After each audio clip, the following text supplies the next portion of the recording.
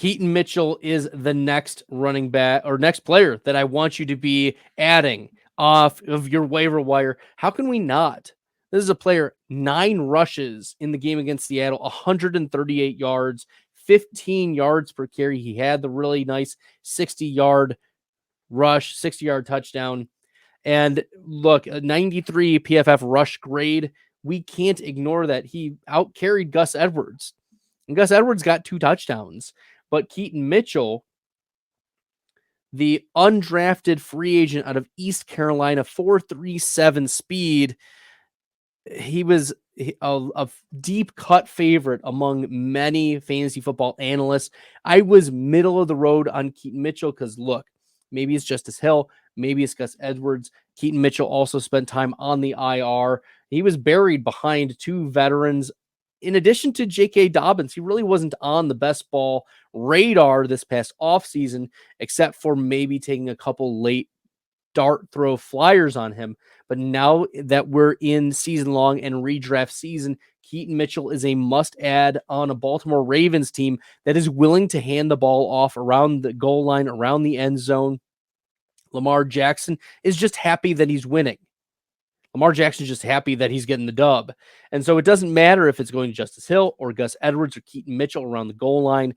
Lamar Jackson is just happy that he's winning. And frankly, like, a happy Lamar Jackson means that this team is going to continue to ascend. It also will preserve Lamar Jackson from these, it seems every year, Lamar Jackson suffers these second half of the season injuries that cost him 2, 3, 4, 5, 6 games. So if he can not get hit at the goal line or in other places, Keaton Mitchell, Gus Edwards, Justice Hill are going to be the options to preserve Lamar Jackson. And we have to think that Mitchell, given what he just did, we cannot ignore it.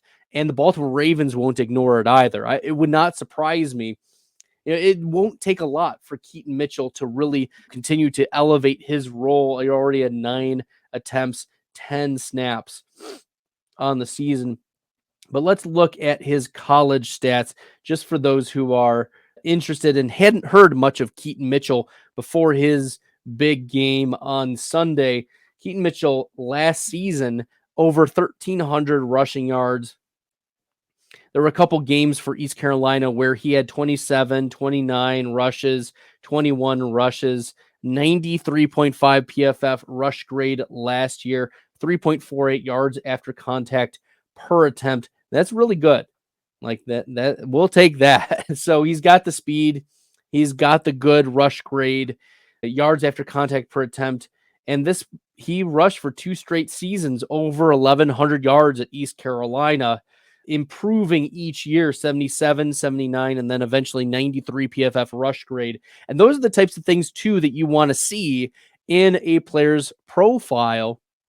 Not only do they peak in college, do they peak very highly, like 93 rush grade is very good. But we also want to continue to see them ascend. That is a telltale sign that they're a player that we want to be targeting. They're continuing to improve their game, because we, just like us at our jobs or anywhere else, we want to improve. These NFL players want to improve, and they learn and they're coached. And so that's a sign. It's one of the signs to us that this is a player who is going to learn the system. He is going to learn how to operate in the Baltimore Ravens offense in a larger capacity. And he's shown that on a smaller scale. And he's now inserted himself into the Ravens offense. He got 9 carries. You don't just, no Joe Schmo, can just earn 9 carries for the Baltimore Ravens. So this is a player that we should be putting significant fab in at this point. He has potential to be a league winner. We saw Gus Edwards in the previous 2 weeks be a top 6 running back on the week each of the last 2 weeks. And so if it is Keaton Mitchell to be the answer for the Baltimore Ravens, how can we ignore what other running backs in this system have done? Keaton Mitchell is now a must-add for your Week 10 waiver wire, given his potential upside. The median outcome for Keaton Mitchell is very simple.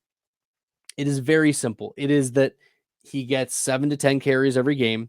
Sometimes he has explosive games. Sometimes he doesn't. and he's going to be limited in cap ceiling.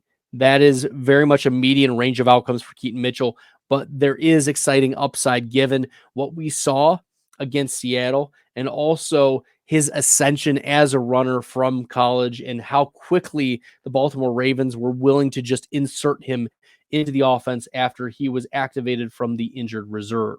So add Keaton Mitchell to your fantasy lineups.